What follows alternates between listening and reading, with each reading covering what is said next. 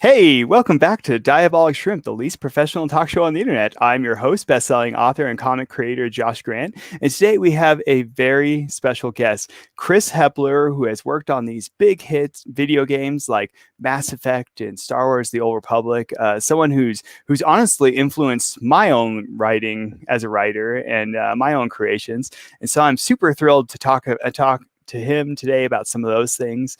And so, Chris Hepler got his start writing role-playing games when he was in college, working for such titles as Shadowrun, Earth Dawn, and Legend of the Five Rings before pursuing screenwriting. After a stint on CBS Television's drama The Agency and a Top Cow comic called Myth, he began work for the BioWare Corp on such video games as Star Wars: The Old Republic and the Mass Effect trilogy. There, he cemented his position as that writer who actually cares about the science, creating much of Mass Effect's Codex, Galaxy Map, and Daily News. His launch day Twitter event for Mass Effect 3, Emily Wong Reports Live from UCLA, made hashtag SoulComms the top trending worldwide hashtag of the day. And yes, that means you can blame him for killing off several beloved characters. And so by all means, if you know one of your characters died in Mass Effect, by all means, go ahead and jump on down there and leave it in the comments. I'll be sure he gets all those angry postings. And so now he's been waiting in the wings for a little bit, and I don't want to get punched in the face like a Mass Effect reporter. So I'm going to make sure that we go ahead and bring him on. Chris, welcome to Diabolic Shrimp. Yeah. Hi, Josh. Thanks for having me. Yeah, it's so great to have you on. Like I said, you are somebody that has influenced my writing. I'm actually somebody that actually went through and read a lot of the codex entries in these video games, and I just love the depth of the lore and just what you have brought to the table. And so it's great to be able to get to know you a little bit better today. Well, thank you very much. Yeah, well, I think the best way to get to know somebody, I learned it way back in kindergarten, right, is show and tell. So did you bring us anything for show and tell today? Several things. Oh, yes. The little, I mean, there's always like books and things like that I've worked on and stuff like that. But I found my team gift for when we work in Mass Effect 3. So I can try to show it to you here. It is a silver coin with the picture of the Normandy on it, the Mass Effect logo, and the words saying, "Create, deliver, and evolve the most emotionally engaging games in the world." And on the back, it's got the N7, which is the designation for Shepard's Special Forces unit. Mm-hmm. And it's got a Paragon and Renegade symbol from all your decisions and the moral decisions you make in the game. Yes, which one are you, Paragon or Renegade? I usually play Paragon. While we make the game, we have to test it out and like play both, and check to make sure like all of the different decisions line up and work and don't give you an infinite loop of Paragon points or something like that. We avoided that most of the time, but generally when I play for myself, I play Paragon because it's like, oh, do you want to have the council die? It's like, well, yeah, they're jerks, but I can't really bring myself to be like, yes, let's have the equivalent of the president of the galaxy, just have being eaten by a 2-kilometer long starship. I'm not really that vicious or petty when it comes to stuff like that. So I tend to go Paragon. Until we get the Earth Admiral or whatever, or Ambassador, not Admiral. And so he was a little bit edgy. There was an Admiral and there was an Ambassador. Yeah. Yeah. So let's dive on in. Like let's back it up a little bit before we get that's so cool. Like working on Mass Effect. Like I said, that's like in my top like 3 games of all time that just influenced me. And I love video games, as you can probably tell from all the craziness back here. But let's go back to like more like the early days, right? You wrote this like back in, it was like middle school or something like that. It was like you wrote this play about the Trojan War for your school. And then all these years later, like people were still performing it. And so actually, I don't know if they're still performing it. I know that when I was in 8th grade, they were performing it, and I watched all the 5th graders perform it. And I was like, man, this sounds like it's been written by a 5th grader. For my giant lofty perch as an 8th grader. So that's sort of like how I feel about my work a lot of the time, or sort of like the Yeah, I was kind of young and dumb when I wrote that, and it just keeps on going on, which would indicate that I'm getting better as I age. But You hope anyway. maybe maybe it's just sort of the perception that I have now.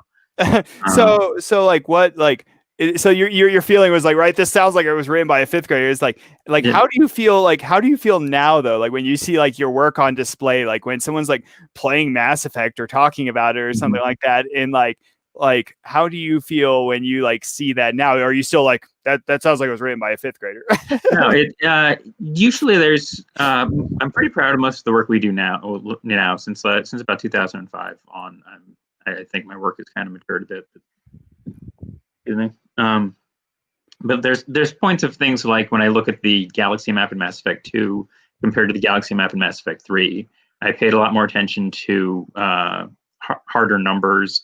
And so it's like, there's when I was first brought onto the project of Mass Effect 2, and I was told, work on the galaxy map. I was like, okay, I just worked on Star Wars: The Old Republic, so this is going to work like Ice Planet and Swamp Planet and City Planet and stuff like that, right? And they're like, no, here's a chart of the molecular weights of gases retained by a heavenly body. Please use that when we're talking about when you're simulating a planet. I'm like, what's that now? And it's like, okay, well, this is why you can't terraform the moon, right? So it's you have to have a planet have a certain mass to retain the gases. So even if you pumped oxygen onto the moon, there's so little gravity on the moon that it would all just float off into space. Mm-hmm. So you literally can't have an asteroid that's a garden world, unless it's the size of like Earth. Yeah. So you can't have. So I was like, okay, well, does your audience really care about this stuff? And they're like, yeah, they kind of do, because we did it in Mass Effect 1. So now that you're on Mass Effect 2, make it like Mass Effect 1. And I was like, yes, sir. Okay. And you got a PhD in like astronomy while you're at it, right? Formation science, yeah. So so there's some places in the Mass Effect 2 map where I made some judgment calls that were kind of sketchy. Like there's a planet that has like a couple like 100 million Elcor on it or something like that.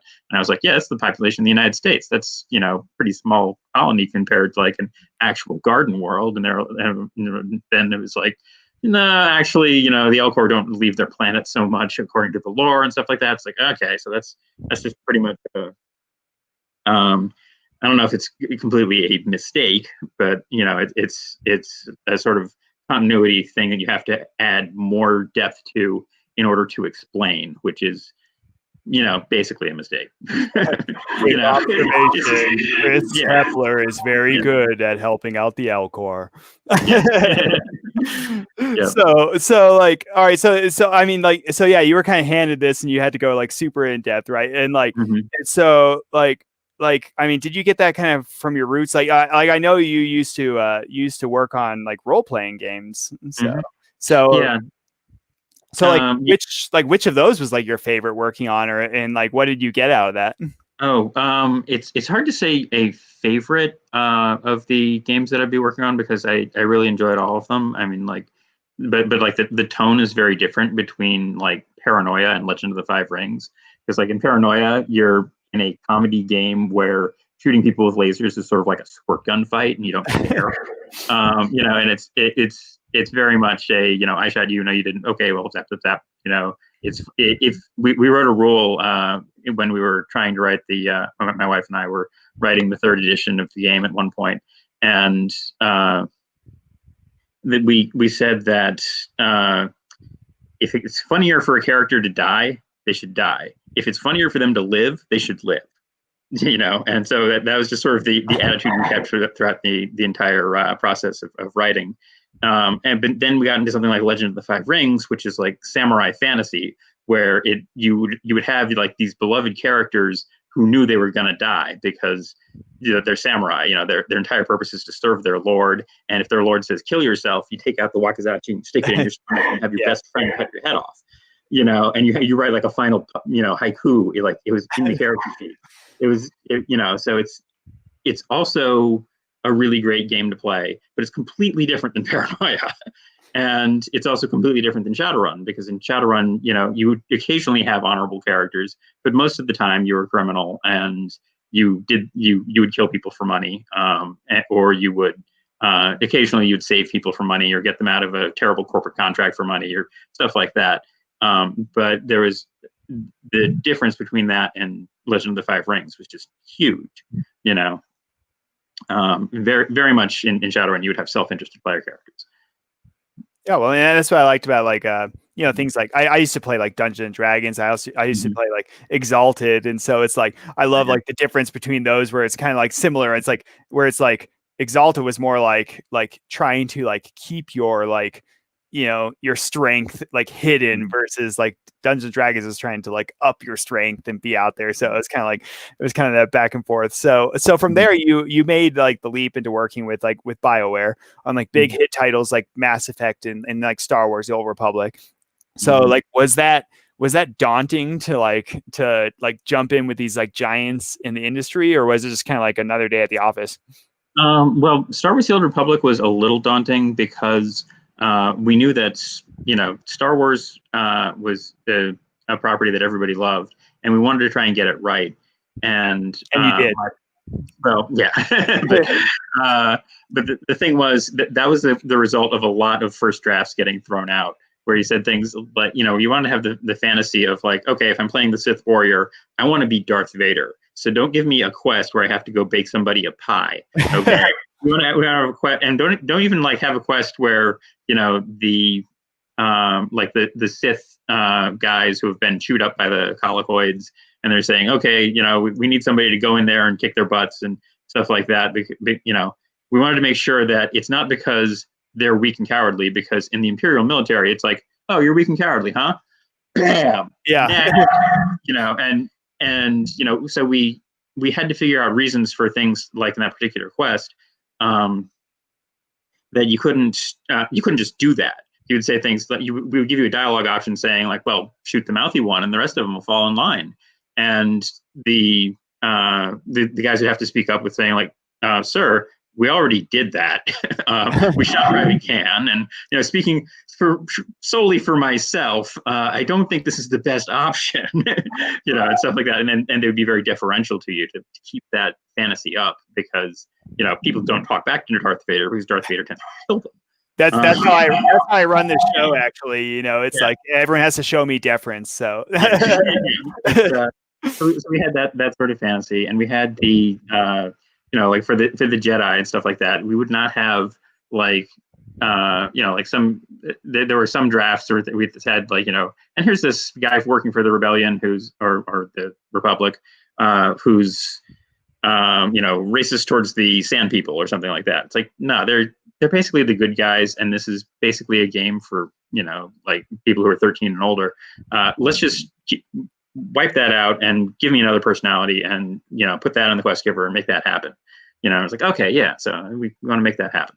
You know, so there was a lot of filtering stuff out until we got to like the essence of Star Wars, and primarily the essence of the good Star Wars movies. Everybody disagrees on, so I'm not going to try and throw bombs Star Wars Christmas special. Yes. Yeah, pretty much. Exactly what we want. We want to have life day, and we'll get out the, you know, the Wookiees and good old lump of Waru. We'll bring out the Ewok adventure, and you know, the Dandelion Warriors from the Ewok cartoon show. And, yes. Yeah, it's like there was a lot of Star Wars, and there you sort of had to pick and choose, you know, the essence of what, you know, what you liked about it, and not try to like talk down to the player or anything like that, or you know, assume that, you know, well, this is going to be for some kids, you know, this is, you know, we're going to be perfectly okay having the Dandelion Warriors from the Ewok cartoon. You know, it's like, you know, we just we had to sift through Wikipedia and be like, okay, we want that and that and that and not that.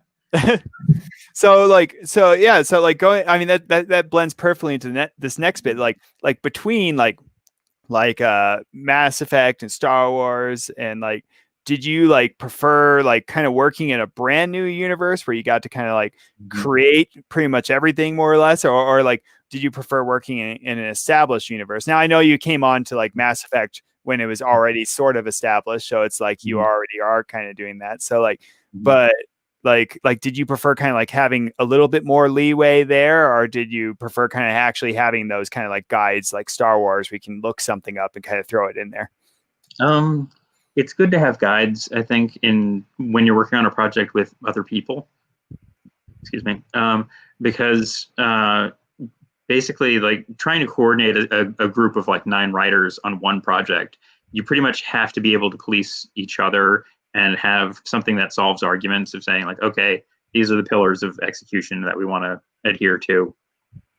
When I did, I am kind of proud of the work I did in something like Civil Blood, where I was working alone, and had, well, no book is ever actually written alone. But I ran it by a bunch of my friends. I kept asking for expert opinions and stuff like that.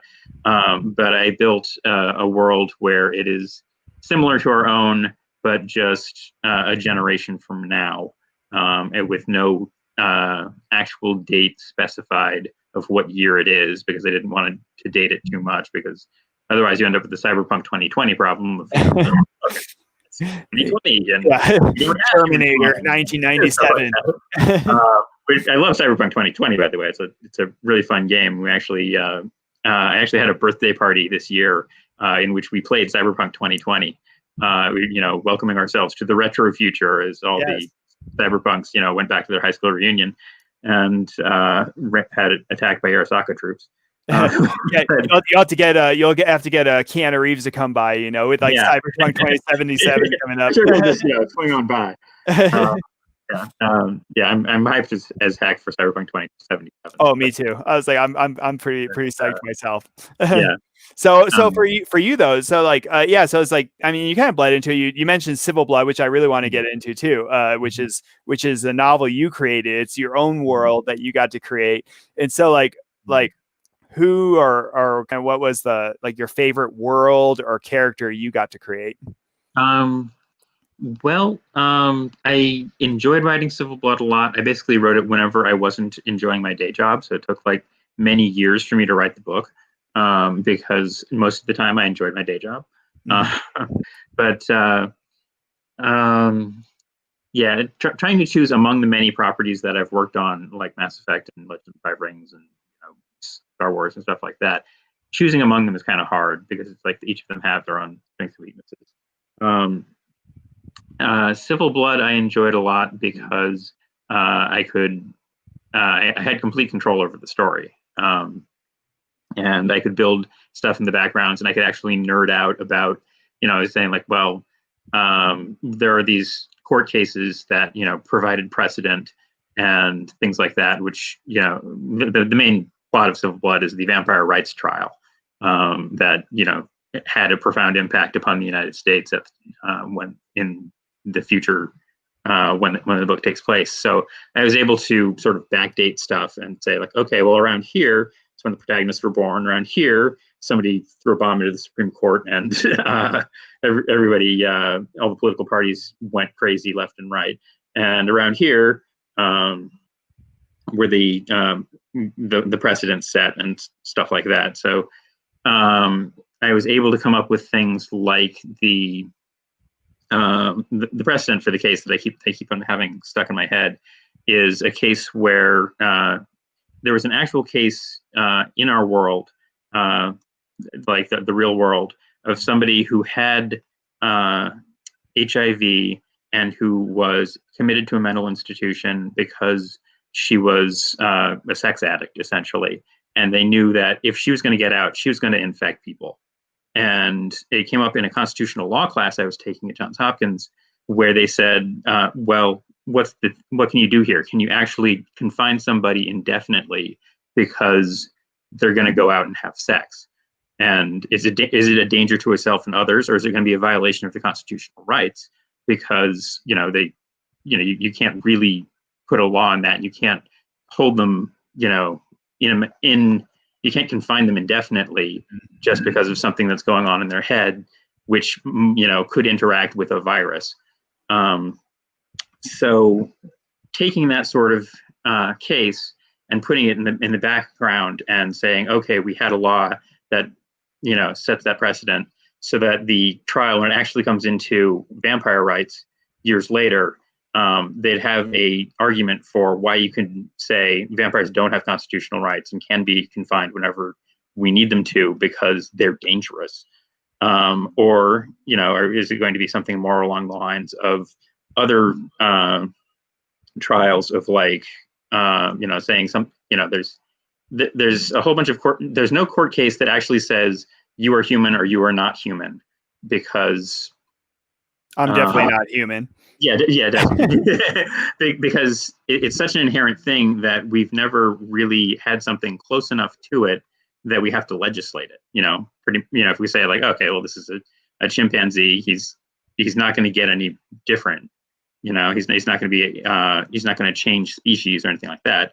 But when you get into vampirism and the vampire virus of the book, I had the freedom to say, okay, well, the genome does change a bit, and if you put that in a courtroom along with all the hysteria that you're going to get when a vampire actually exists in the world, you have a decent shot at having the argument come down the other way and saying, no, vampires don't have constitutional rights.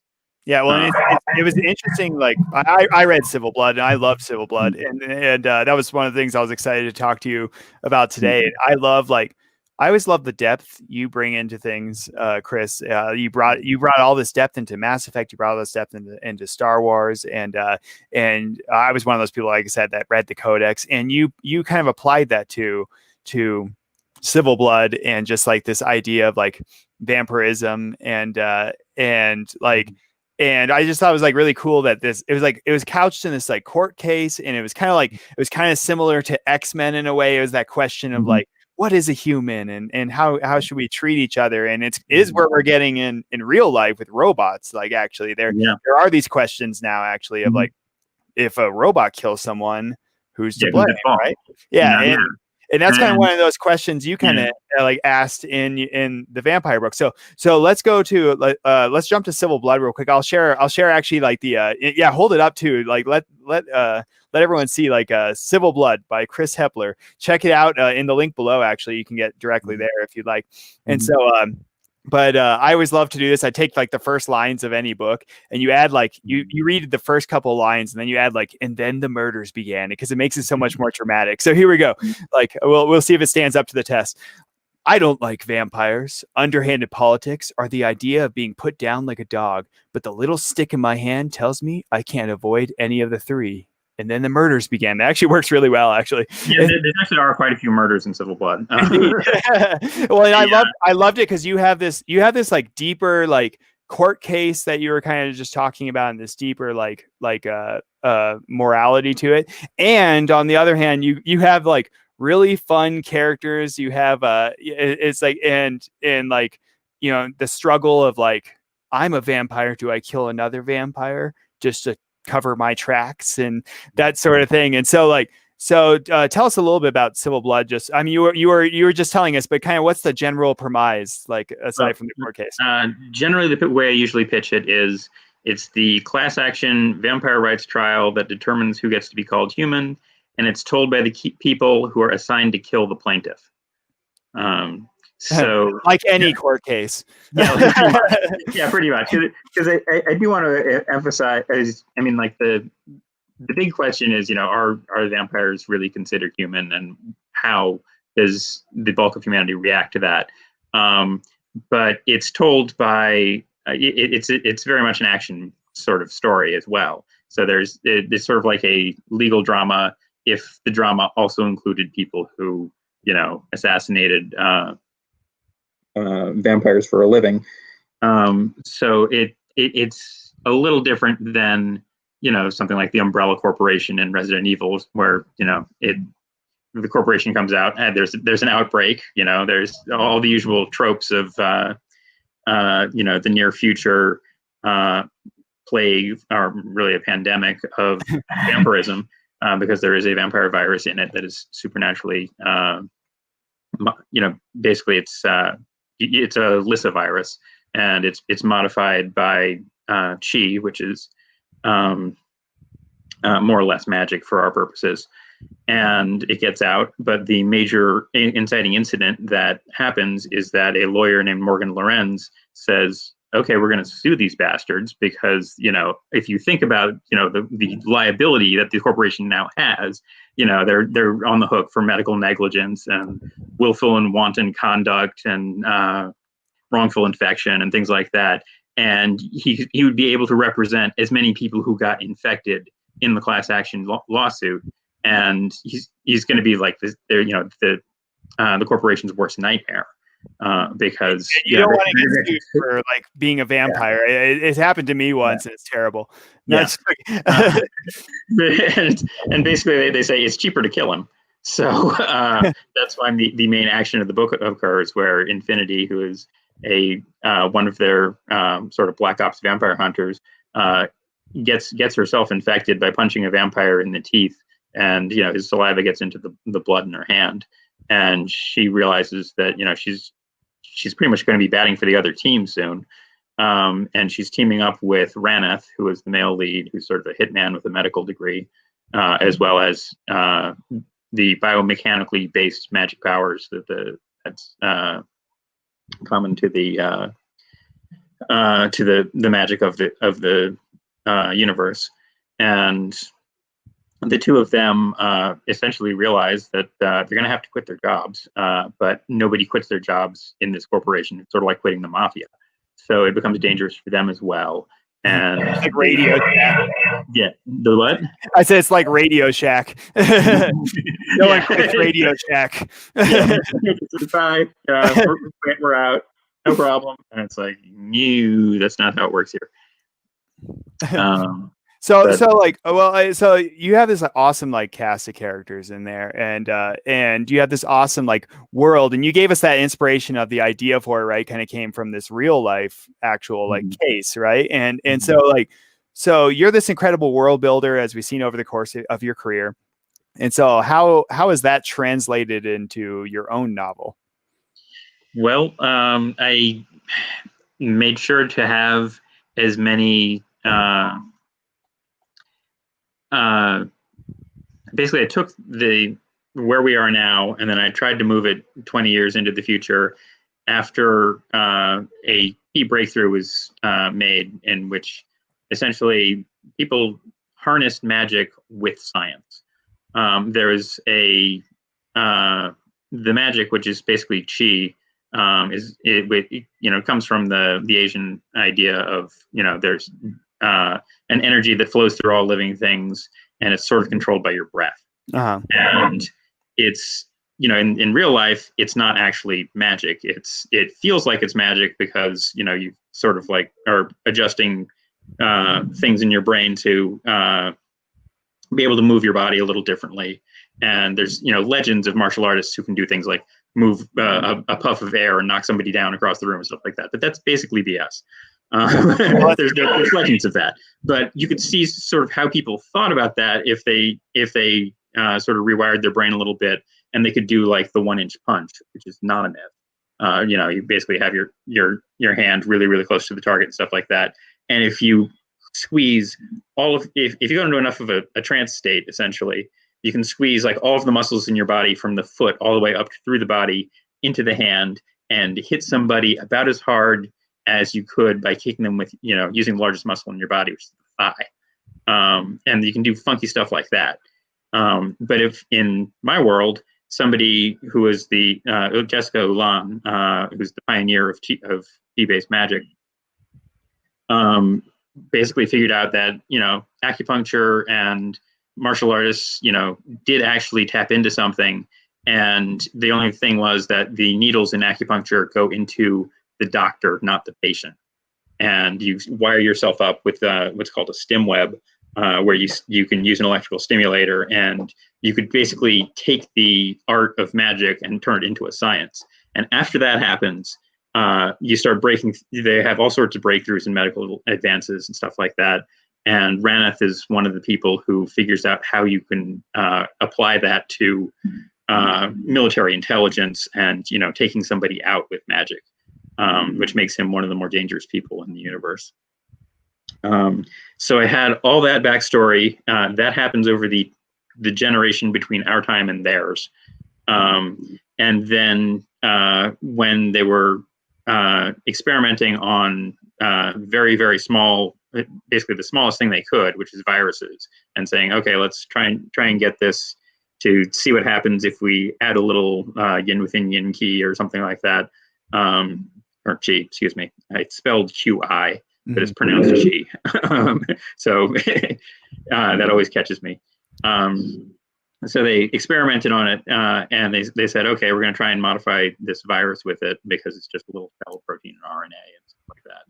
And they accidentally made it resilient and sort of predatory.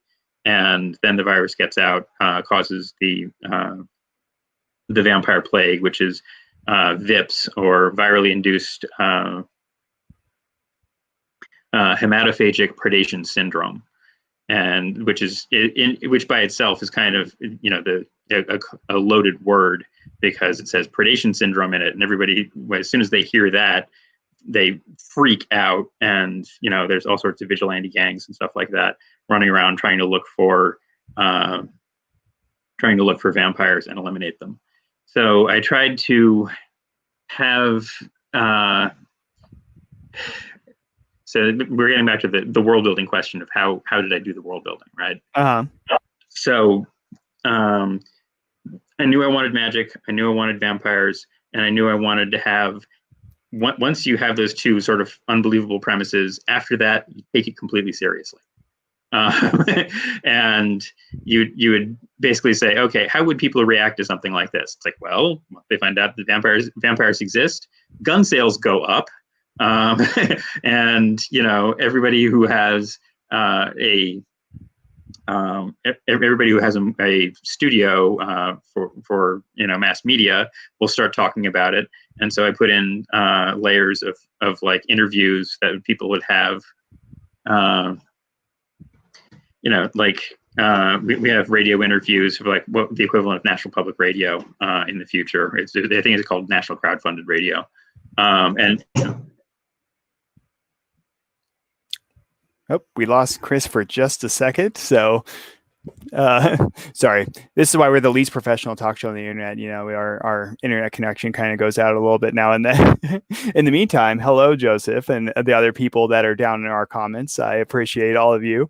And if you have a question for Chris when we get him back, hopefully here, I'll bring it back to me for just a second here. So if you have a question for Chris, we can get you back in there and ask them those questions. I know many of you at home that also love Mass Effect, like myself. And so by all means, like if you're interested in supporting Chris, if you're interested in supporting this channel, you're more than welcome to check out those links in the description. There's links to his books. There's links to my books and my comic as well down there. And you know, a piece of this Diabolic Shrimp here was started with based on trying to make a tangible difference in the world, doing some universally good things while also pumping out some fun literature, right? And so anytime you support this channel or subscribe to this channel, or you buy any of my books, a percentage of that goes to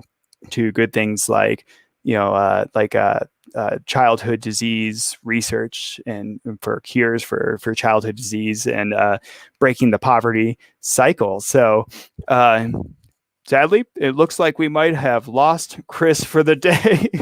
I guess the Reapers came and attacked. You can't help it sometimes. We're going to have him back on in just a couple of months to talk more and to kind of check in with his works. Once again, Civil Blood is the name of his book. So check that out down below. And we really appreciate you watching. Take a moment to like and subscribe. And this has been another Diabolic Shrimp. Have a good night.